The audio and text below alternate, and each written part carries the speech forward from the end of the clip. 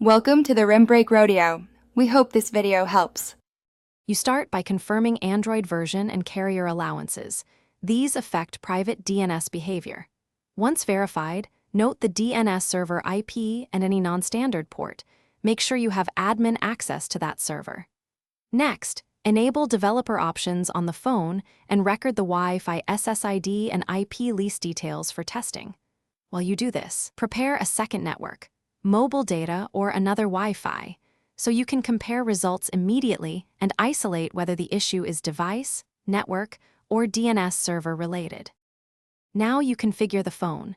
Go to Settings right arrow Network and Internet right arrow Private DNS and enter the server hostname exactly. Save and restart networking. Once done, switch between the target Wi-Fi and mobile data to see if behavior changes, because that shows whether the server is reachable from different routes.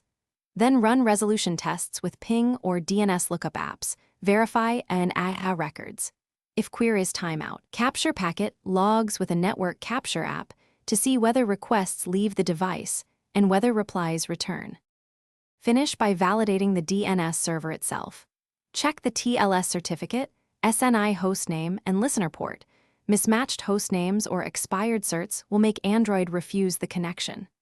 Make sure firewall or NAT rules permit port 853 or your custom port, and that the ISP does not block DNS over TLS.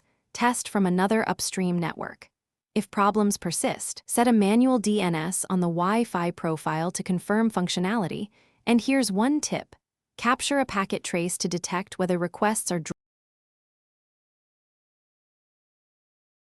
Thanks for watching. Consider subscribing if we helped you.